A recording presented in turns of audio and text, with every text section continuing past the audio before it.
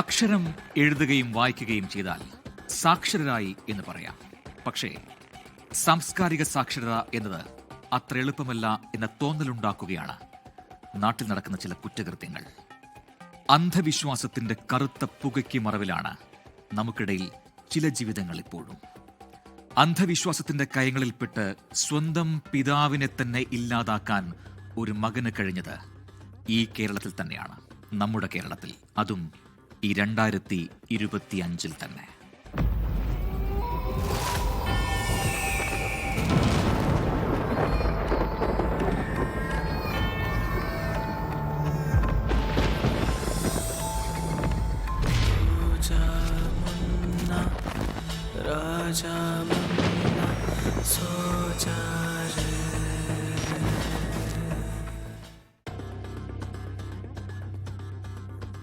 നമുക്കിടയിലുണ്ടവർ സാത്താൻ സേവകർ, ചിലപ്പോൾ സമൂഹത്തിലെ ഉന്നത വ്യക്തികൾ, ചിലർ വിദ്യാർത്ഥികൾ. അവർ മറഞ്ഞിരിപ്പുണ്ട്. ദൈവമുണ്ടെങ്കിൽ അതിനെ വിശ്വസിക്കാമെങ്കിൽ അതേ ശക്തിയുള്ള, ഒരുപക്ഷെ അതിനേക്കാൾ ശക്തിയുള്ള ചെകുത്താനുമുണ്ടപ്പുറം എന്ന് വിശ്വസിക്കുന്നവർ. നല്ലത് ചെയ്താൽ മാത്രം, നല്ലവരായി ജീവിച്ചാൽ മാത്രം പ്രസാദിക്കുന്ന ദൈവത്തെയല്ല, ഇഷ്ടമുള്ളത് എന്ത് ചെയ്താലും ഒപ്പമുള്ള ചെകുത്താനാണ് കൂട്ടെന്ന് വിശ്വസിക്കുന്നവർ. ഇത് അവരിൽ ഒരാളുടെ കഥയാണ്. അയാൾ ചെയ്തൊരു കൊടും പാപത്തിന്റെ നേർവിവരണമാണ്. വെളിച്ചമുള്ള നമ്മുടെ ലോകത്ത് അത് കുറ്റകൃത്യമാണ്.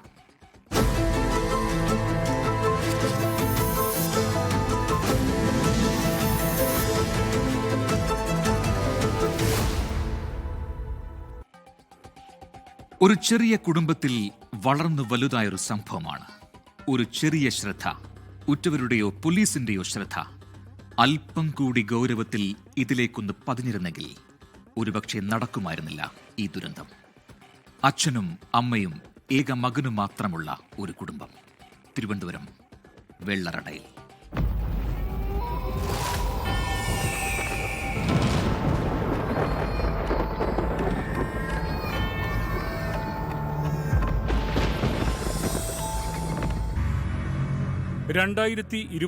ഡിസംബറിൽ പുറത്തിറങ്ങിയ മാർക്കോ എന്ന ചിത്രത്തിലെ ഗാനമായിരുന്നു ആ നാളുകൾ മുതൽ ആ വീട്ടിൽ മുഴങ്ങിയിരുന്നത്.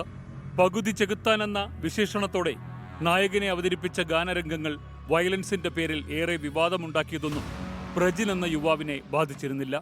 ഫെബ്രുവരി ആയിട്ടും അതേ ഗാനം ഒരു ഭ്രാന്ത് പോലെ അയാൾ ഉച്ചത്തിൽ വച്ച് കേൾക്കുകയും ഒപ്പം പാടുകയും അലമുറയിടുകയും ഒക്കെ ചെയ്തുകൊണ്ടേയിരുന്നു.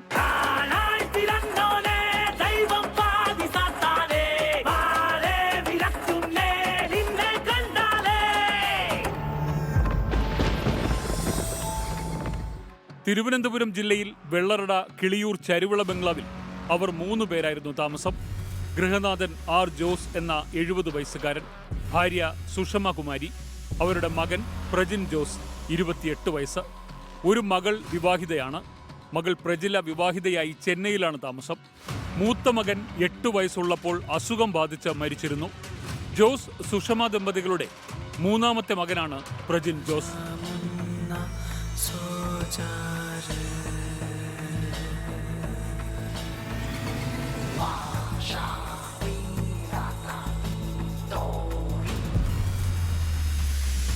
ഫെബ്രുവരി 5, 2025 രാത്രി 9:30 വീടിന്റെ ഹാളിൽ സോഫയിൽ ഉറങ്ങുകയായിരുന്ന ജോസ് കൊല്ലപ്പെട്ടു. കഴുത്തിൽ ആഴത്തിലേറ്റ വെട്ട്.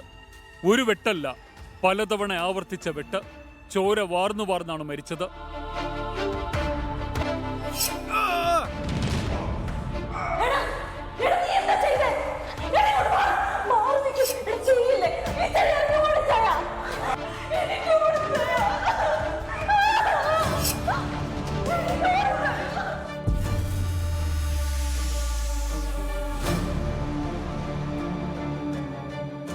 സമീപത്ത് ബോധരഹിതയായി കിടന്ന സുഷമയെ പ്രദേശവാസികൾ വെള്ളറടയിലെ ആശുപത്രിയിലെത്തിച്ചു.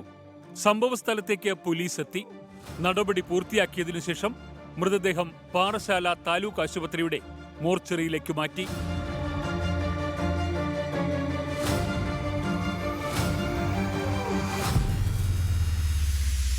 2025 ഫെബ്രുവരി 5 രാത്രി 9:30 പ്രജിൻ മുറിവിട്ട് പുറത്തിറങ്ങിയത് കയ്യിൽ കരുതിയ വെട്ടുകത്തിയുമായാണ്. താഴെ എത്തിയപ്പോൾ ഹാളിലെ സോഫയിൽ കിടക്കുന്ന പിതാവ് ജോസിനെ കണ്ടു. മയക്കത്തിലായിരുന്നു ജോസ്. അമ്മ സുഷമ തൊട്ടടുത്തുണ്ട്. ചാരിക്കിടക്കുകയായിരുന്ന ജോസിന്റെ തല ലക്ഷ്യമാക്കി പ്രജിൻ ആദ്യം വെട്ടോങ്ങി. വെട്ടേറ്റതും ചാടി എഴുന്നേറ്റ ജോസ് ഓടി രക്ഷപ്പെടാൻ നോക്കി. വിടാതെ പിന്തുടർന്ന പ്രജിൻ അടുക്കളയിൽ വെച്ച് സ്വന്തം പിതാവിനെ കഴുത്തിലും നെഞ്ചിലും വെട്ടി വീഴ്ത്തി.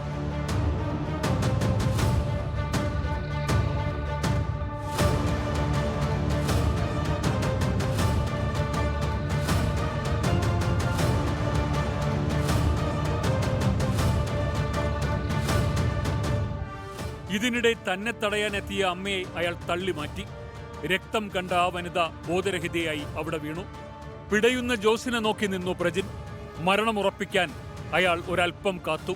എന്നിട്ടും സംശയം മാറാതെ അയാൾ പിതാവിന്റെ കഴുത്തറുത്തു. പാതി സാത്താനായവർക്കല്ല, പൂർണ്ണമായും സാത്താനായവർക്കും മാത്രം ചെയ്യാൻ കഴിയുന്ന ക്രൂരത. മരണമുറപ്പിച്ച പ്രജിൻ വീടിന് പുറത്തിറങ്ങി. സാവധാനം കാറോടിച്ച് പോലീസ് സ്റ്റേഷനിലെത്തി. അവിടെ പ്രജിൻ പോലീസിന് കീഴടങ്ങി.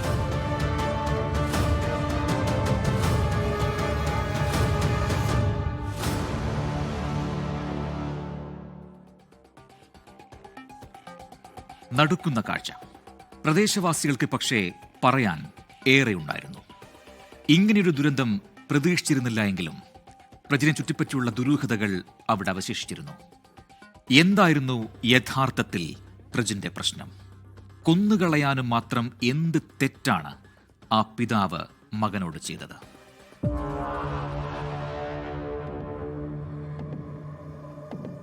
അങ്ങനെ ഒരു രൂപത്തിൽ ആദ്യമായാണ് നാട്ടുകാർ പ്രജിനെ കാണുന്നത്. മുഖത്തും തലയിലും ദേഹത്താകെയും രോമമില്ല. അത് പൂർണ്ണമായും വടിച്ചു കളഞ്ഞിരിക്കുന്നു. വീട്ടിലെ പ്രജിന്റെ മുറിയിലെ ശുചിമുറിക്കുള്ളിൽ ഒരു മൂലയിലായി വടിച്ച രോമം കൂട്ടിയിട്ട നിലയിൽ കണ്ടെത്തി. പൈശാചികമായ ഒരു കൊലപാതകത്തിന് മുമ്പ് ഇങ്ങനെ രോമം വടിക്കുന്നത് എന്തിന്?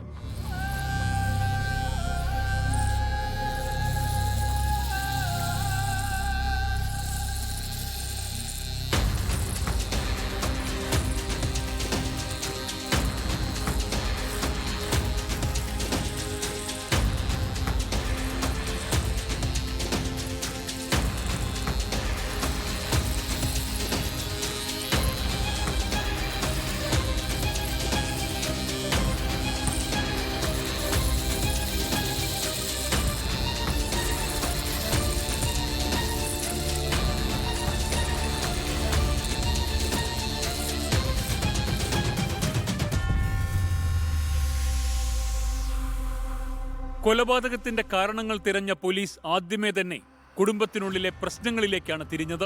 പ്രജിനും പിതാവും തമ്മിലുള്ള വഴക്ക് പതിവെന്ന് പോലീസ് കണ്ടെത്തി. ഒരു മകൻ എന്ന നിലവിട്ടാണ് പ്രജിൻ പലപ്പോഴും തങ്ങളോട് പെരുമാറിയിരുന്നതെന്ന് മാതാവിന്റെ മൊഴി. ഇത് പോലീസ് മുഖവിലക്കെടുത്തു. കഴിഞ്ഞ 7 വർഷത്തിലധികമായി തങ്ങൾ പ്രജിനെ ഭയന്നാണ് ജീവിച്ചതെന്ന് അമ്മ സുഷമ വെളിപ്പെടുത്തി.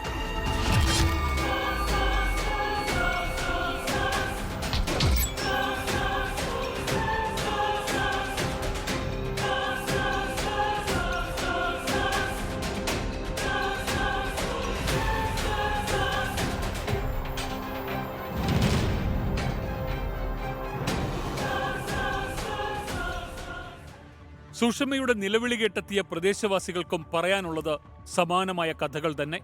കുടുംബത്തിനുള്ളിലെ പ്രശ്നങ്ങളിൽ കുറച്ചൊക്കെ നാട്ടുകാർക്കും അറിയാം. ആ കുടുംബം തന്നെ അയൽവാസികളുമായി വലിയ അടുപ്പം പുലർത്തിയിരുന്നില്ല. അച്ഛനും മകനും സ്ഥിരമായി വഴക്കിട്ടിരുന്നതായി സമീപവാസികൾ സാക്ഷ്യപ്പെടുത്തുന്നു. മകൻ അലമുറയിട്ട് വഴക്കുണ്ടാക്കുകയായിരുന്നു രീതി.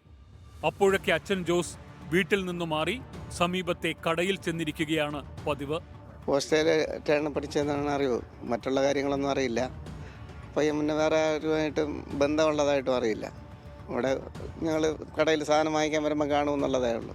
പയ്യൻ വേറെ കുഴപ്പക്കാരനൊന്നുമില്ല. നല്ല ഇത് ഇവിടെ വന്ന് വേറെ ബന്ധങ്ങളോ കൂട്ടുകെട്ടോ ഒന്നുമില്ല. ഓസ്ട്രേലിയയാണ് പഠിച്ചതും. പിന്നെ എന്തോ ഒരു പേപ്പർ എന്തോ കിട്ടിയില്ല എന്ന് പറഞ്ഞു ഡോക്ടറേറ്റിന് പഠിച്ചപ്പോഴും. അപ്പം ഇവിടെ വരും, അവൻ ജിമ്മിൽ പോവും, വീട്ടിൽ വരും. ഇത്രയും നാട്ടുകാരായിട്ടൊന്നും വലിയ ബന്ധമുണ്ടായിരുന്നു? ഒരു ബന്ധവുമില്ല. വേറെ ഒരു ദുർശീലം ഒന്നും നമ്മൾ അറിവിലില്ല. അത് ഫാമിലി അങ്ങനെ തന്നെ, അതിൻ്റെ അച്ഛനും എല്ലാം. കേട്ടപ്പോൾ ഇങ്ങനെ ഭയങ്കര ഞെട്ടലുണ്ടായി? ഓ, ഞെട്ടലുണ്ടായി. നമ്മുടെ അടുത്ത് തന്നെ താമസിക്കുന്നത്. അങ്ങനെയൊക്കെ ഭയങ്കര സംഭവം ഉണ്ടായി.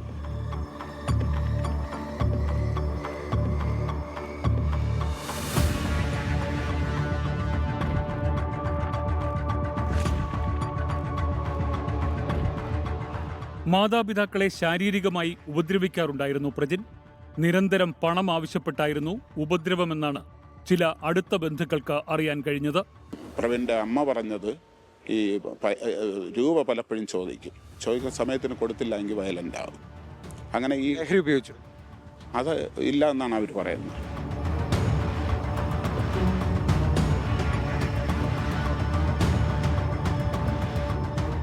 കീഴടങ്ങിയ പ്രജിൻ ഒന്നും നിഷേധിച്ചില്ല. പോലീസിനോട് അയാൾ കുറ്റമേറ്റു പറഞ്ഞു. സ്വന്തം പിതാവ് പിടഞ്ഞവസാനിക്കും വരെ, ജീവൻ നിലയ്ക്കും വരെ വെട്ടിയും കഴുത്തറുത്തും അത് ചെയ്തത് താൻ തന്നെ. മെഡിക്കൽ വിദ്യാർത്ഥി നല്ല ഉറപ്പിൽ പറയുന്നു താൻ തന്നെ അത് ചെയ്തെന്ന്.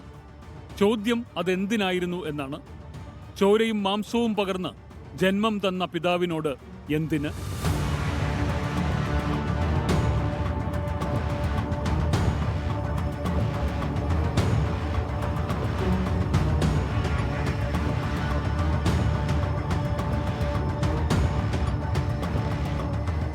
അയാളുടെ ഉത്തരം ലളിതമായിരുന്നു. കുഞ്ഞുനാൾ മുതൽ തന്റെ ജീവിതത്തിനുമേൽ കടുത്ത നിയന്ത്രണം ഏർപ്പെടുത്തിയിരുന്ന ആളാണ് അച്ഛൻ. തന്നെ സ്വതന്ത്രമായി ജീവിക്കാൻ അനുവദിച്ചിട്ടേയില്ല. കൊലപാതകം സ്വാതന്ത്ര്യത്തിനാണ്.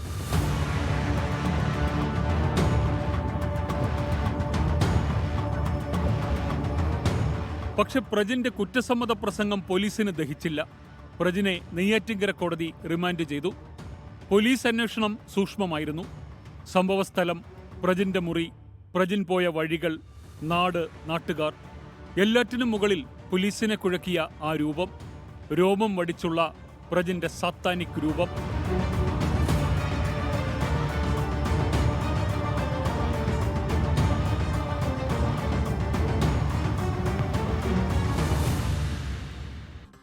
പ്രജിൻ നടന്ന വഴികളിലൂടെ തിരികെ നടന്ന പോലീസിന് മുന്നിൽ തെളിവുകൾ ഒന്നൊന്നായി ഉയർന്നു വന്നു. നമ്മുടെയെല്ലാം ജീവിതകാലത്തെ രണ്ടായി പകുത്ത കോവിഡ് ഉടലെടുത്ത വുഹാനിൽ നിന്നായിരുന്നു പ്രജിൻ എന്ന ചെറുപ്പക്കാരന്റെ ജീവിതവും കീഴ്മേൽ മറിഞ്ഞത്.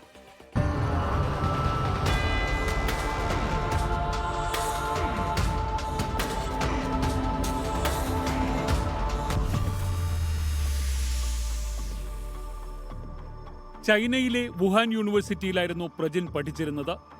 മകൻ ഡോക്ടറായി മടങ്ങി വരുന്നതും കാത്തിരുന്ന മാതാപിതാക്കൾ.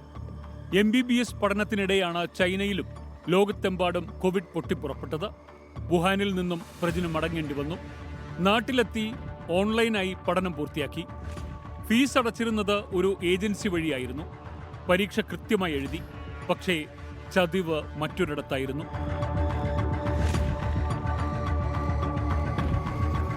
ഫീസ് അടയ്ക്കേണ്ട ഏജൻസി അത് മുഖ്യത്രേ. സർട്ടിഫിക്കറ്റുകൾ യൂണിവേഴ്സിറ്റി തടഞ്ഞുവെച്ചു. സർട്ടിഫിക്കറ്റ് ലഭിക്കാതെ വന്നതോടെ പ്രജിൻ ജോസ് അസ്വസ്ഥനായി. തന്റെ അധ്വാനം പാഴാകുന്നതിലെ ആകുലതയാണ് മകനെ ബാധിക്കുന്നതെന്ന് മാതാപിതാക്കളും കണ്ടു. അവർ മകനെ ആശ്വസിപ്പിച്ചു.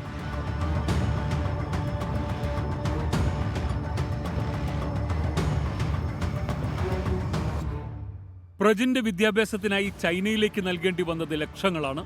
കുടുംബത്തിന് അത് വലിയ സാമ്പത്തിക ബാധ്യതയാണ് വരുത്തിവെച്ചത്. സ്ഥലം വിറ്റാണ് പ്രജിനെ ചൈനയിൽ മെഡിക്കൽ പഠനത്തിനായി അയച്ചത്. താമസിക്കുന്ന വീടും പണയത്തിലായി. ചൈനയിലെ പഠനം പൂർത്തിയാകാതെ വന്നതോടെ മാതാപിതാക്കളുടെ മുന്നിൽ ഒരു തെറ്റുകാരനായി മാറിയെന്ന തോന്നലിലാണ് പ്രജിൻ ജീവിച്ചത്. അത് അവരോടുള്ള ദേഷ്യമായി മാറാൻ അധികം കാലം വേണ്ടി വന്നില്ല.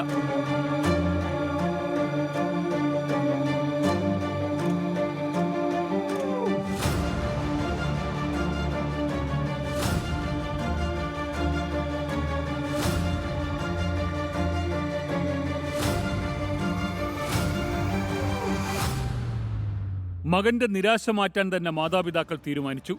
മറ്റെന്തെങ്കിലും പഠിക്കാൻ അവർ അവനെ നിർബന്ധിച്ചു. സിനിമ അഭിനയം പഠിക്കാൻ തെക്ക് നിന്നും അയാൾ എറണാകുളത്തെ ഒരു ഇൻസ്റ്റിറ്റ്യൂട്ടിൽ ചേരാൻ തീരുമാനിച്ചു. അവിടെയും വലിയ തുകയായിരുന്നു ഫീസ്. ഇതിനായിട്ടാണ് വീടും സ്ഥലവും പണയം വച്ചതെന്ന് നാട്ടുകാർ പറയുന്നു. പ്രജിന്റെ കൊച്ചിയിലെ സിനിമാ പഠനം ആ കുടുംബത്തിന്റെ അതുവരെയുള്ള അന്തരീക്ഷത്തെ കൂടുതൽ ദുസ്സഹമാക്കി. പഠനശേഷം മടങ്ങിയെത്തിയ മകൻ പിന്നീട് തങ്ങളോട് ആവശ്യപ്പെട്ടത് സിനിമ നിർമ്മിക്കാനുള്ള കോടികളായിരുന്നുവെന്ന് മാതാവ് വെളിപ്പെടുത്തി. കോടികൾ ആവശ്യപ്പെട്ടതോടെ പിതാവ് മകനോട് കയർത്ത് സംസാരിക്കാൻ തുടങ്ങി. സംസാരം തിരിച്ചും ചൂടേറിയതായി.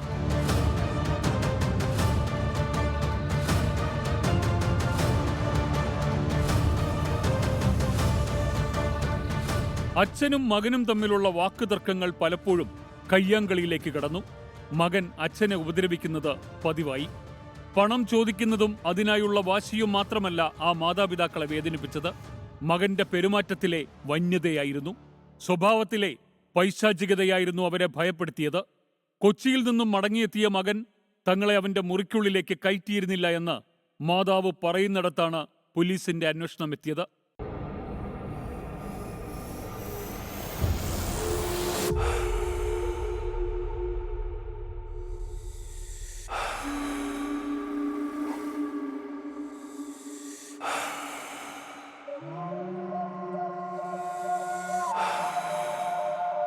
എന്തായിരുന്നു മകന്റെ മുറിയിൽ? എന്തുകൊണ്ടാണ് അവൻ തങ്ങളെ അവിടേക്ക് പ്രവേശിപ്പിക്കാത്തത്? മുകളിലെ നിലയിൽ നിന്നും അതുവരെ കേൾക്കാത്ത മുഴക്കങ്ങൾ, അപരിചിതമായ ഭാഷയിൽ കേൾക്കുന്ന ശബ്ദങ്ങൾ. എന്തായിരുന്നു ആ രഹസ്യം?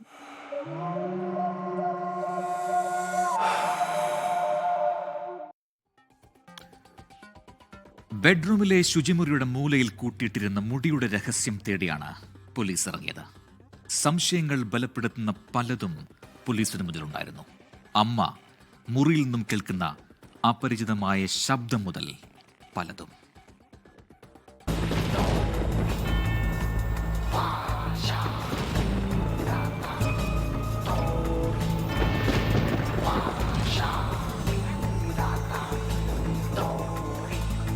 Praise the Satan. Praise the Satan. Praise the Satan. Praise the Satan.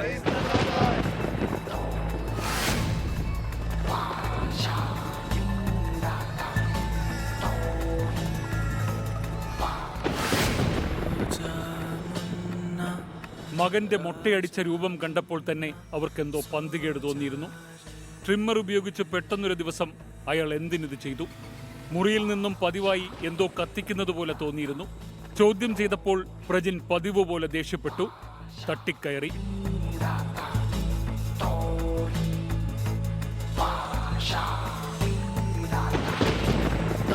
Praise the Satan. Praise the Satan. Praise the Satan. ഭർത്താവ് നഷ്ടപ്പെട്ട സുഷമകുമാരി തനിക്ക് തോന്നിയ സംശയങ്ങളെല്ലാം പോലീസിനോട് പറഞ്ഞു. പ്രജിന്റെ മുറി പോലീസ് അരിച്ചുപെറുക്കി. വിചിത്രമായ ചില പ്രതിമകൾ, ചിത്രങ്ങൾ ഒക്കെ ആ മുറിയിലുണ്ടായിരുന്നു. മെഴുകുതിരികൾ ധാരാളം കത്തിച്ചു വച്ചതിന്റെ ശേഷിപ്പുകളും കണ്ടെടുത്തു.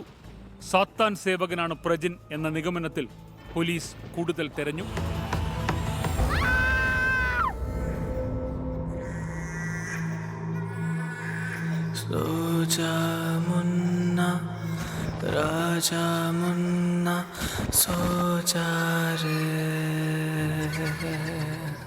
തന്റെ ഭർത്താവിനെ പ്രജിൻ ആഞ്ഞുവെട്ടുമ്പോഴും മകൻ ഒരു വാക്കുപോലും മിണ്ടിയിരുന്നില്ല എന്ന അമ്മ ഓർക്കുന്നു. ഒരു ചെറിയ ശബ്ദം പോലും പുറത്തു വന്നില്ല. നാവടക്കി എന്തോ മന്ത്രം പോലെ ഒന്ന് മനസ്സിൽ ഉരുവിട്ടതാകുമോ? കഴുത്തു മുറിച്ചതിനു ശേഷം ജോസ് ശ്വാസമെടുക്കാതിരിക്കാൻ കഴുത്തിലേക്ക് വീണ്ടും കൈകൊണ്ട് പ്രജിൻ അമർത്തിപ്പിടിച്ചു. രക്തത്തിൽ മുങ്ങിയാണ് അയാളുടെ കൈകൾ ജോസിന്റെ കഴുത്തിനെ സ്പർശിച്ചിരുന്നതെന്ന് സുഷമ പോലീസിന് മൊഴി നൽകി.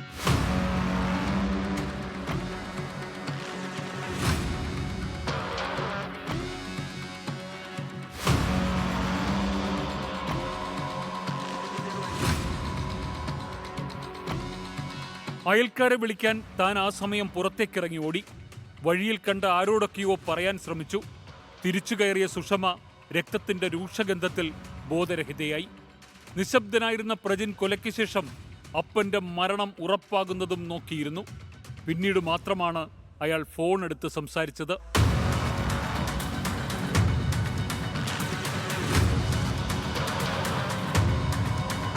ആ വീട്ടിലേക്ക് അപ്പോൾ വന്ന ഫോൺ കോൾ ജോസിന്റെ ഇളയ സഹോദരൻ ജയന്റേതായിരുന്നു. സുഷമയുടെ ഫോണിലേക്കായിരുന്നു കോൾ.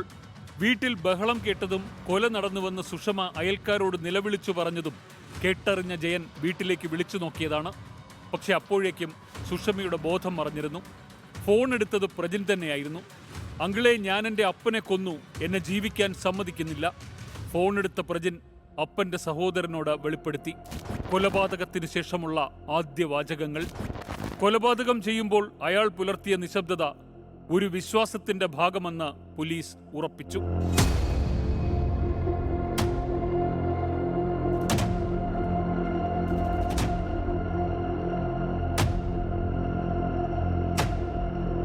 മാനസികമായി പ്രജിൻ സ്റ്റേബിളായിരുന്നു. സിറ്റാനിക് വേർഷിപ്പ് എന്നതൊക്കെ ഒരു ഊഹക്കഥയാണ്. സത്യത്തിൽ അയാളെ ഒരു മാനസിക രോഗ വിദഗ്ധനെ കൊണ്ട് നേരത്തെ കാണിക്കേണ്ടതായിരുന്നില്ലേ? പോലീസ് ആ വഴിക്കും അന്വേഷിക്കാതിരുന്നില്ല. കൊച്ചിയിലെ നിയോ ഫിലിം അക്കാദമിയിലെ അഭിനയ കോഴ്സും കഴിഞ്ഞെത്തിയ മകനിലെ മാറ്റങ്ങൾ ആ മാതാപിതാക്കളെ വല്ലാതെ വിഷമിപ്പിച്ച ദിനങ്ങൾ. മകന്റെ സ്വഭാവത്തിലെ മാറ്റങ്ങൾക്കിടെ മുകളിലേക്കുള്ള മുറിയിൽ തങ്ങളെ തീരെ കയറ്റാതായതും സംശയത്തിനിടയാക്കി. അമ്മ മുകളിലേക്ക് കയറാൻ ശ്രമിച്ചെങ്കിലും മകൻ വല്ലാതെ എതിർത്തു. അവനില്ലാത്ത ഒരു ദിവസം അവർ ഇരുവരും ചേർന്ന് നടത്തിയ ശ്രമവും പാഴായി. അതയാളെ വല്ലാതെ പ്രകോപിപ്പിച്ചു.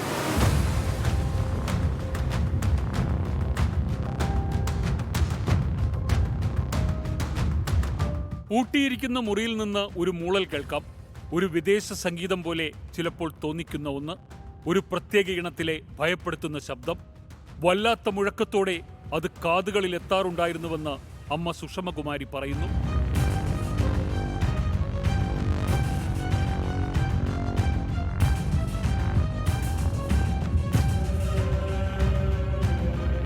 ഭയന്നുപോയ ദിവസങ്ങളിലൊന്നിൽ ജോസ് ഈ വിവരം പോലീസിൽ അറിയിച്ചു. പോലീസ് എത്തി ശാസിച്ചു. സ്റ്റേഷനിലേക്ക് വിളിപ്പിച്ച് താക്കീതും നൽകി. പോലീസ് വന്നതും മാതാപിതാക്കളുടെ എതിർപ്പും പ്രജിനിൽ നേരിയ ഭയം ഉണ്ടാക്കിയിരിക്കണം. പിന്നീട് ചില ദിവസങ്ങളിൽ അയാൾ ശാന്തനായിരുന്നു. അങ്ങനെ ഒരു ദിവസം അയാൾ അമ്മയുടെ അടുത്തിരുന്ന് തനിക്ക് മാനസിക പ്രശ്നമുണ്ടെന്നും ഡോക്ടറെ കാണണമെന്നും തുറന്നു പറഞ്ഞു. അവർ അവനെ ഒരു മാനസിക രോഗ വിദഗ്ധനെ കാണിച്ചു. എന്നാൽ പരിശോധനയിൽ ഡോക്ടറുടെ കണ്ടെത്തൽ വിഭിന്നമായിരുന്നു. പ്രജിന് യാതൊരു കുഴപ്പവും ആ അർത്ഥത്തിലില്ല. മാനസികമായി തികച്ചും ഫിറ്റ്.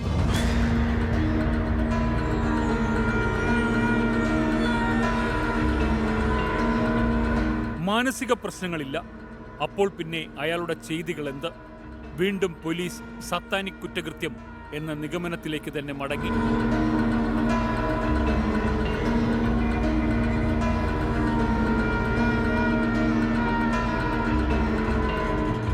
കേസിന്റെ അന്വേഷണം പൂർത്തിയായി വരുന്നു. കേസ് വിചാരണ ഇതുവരെ ആരംഭിച്ചിട്ടില്ല. കോടതിയിൽ കൂട്ടിച്ചേർക്കേണ്ട ചോദ്യങ്ങളും ഉത്തരങ്ങളുമുണ്ട്. കേവലം സാത്താൻ സേവ എന്നതിനപ്പുറം പ്രജിൻ ജോസ് എന്ന കുറ്റവാളിയുടെ മനസ്സിലെന്തായിരുന്നു? അയാളുടെ ലക്ഷ്യമെന്തായിരുന്നു? ഇനിയും അയാളിലെ കൊലയാളി അടങ്ങിയോ? തുടങ്ങി പല ചോദ്യങ്ങൾക്കും ഉത്തരം കണ്ടെത്താനുണ്ട്.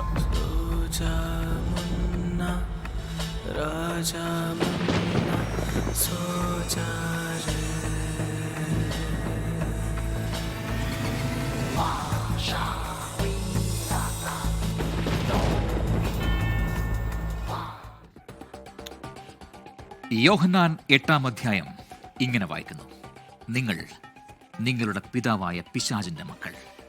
നിങ്ങളുടെ പിതാവിന്റെ ആഗ്രഹങ്ങൾ സഫലമാക്കാൻ പ്രവർത്തിക്കുന്നു. അവൻ ആദിമുതൽ കൊലപാതകയായിരുന്നു, സത്യത്തിൽ നിലനിന്നില്ല. അവൻ കള്ളം പറയുന്നവനും കള്ളത്തിന്റെ അപ്പനുമാകുന്നു. അതായത് പ്രജിൻ ജോസ് ഒരു സാത്താൻ സേവകനെങ്കിൽ അയാൾ പറയുന്നതൊന്നും സത്യമല്ല. ഈ കേസ് നമുക്ക് കോടതിയിൽ പിന്തുടരാം. ലോകത്തെവിടെയായാലും ഏത് സമയത്തും 24 വാർത്തകളും ഓഗ്മെന്റഡ് റിയാലിറ്റി പാക്കേജുകളും എക്സ്പ്ലെയിനറുകളും വിശദമായി കാണാൻ ഞങ്ങളുടെ യൂട്യൂബ് ചാനൽ നിങ്ങൾക്ക് സബ്സ്ക്രൈബ് ചെയ്യാം.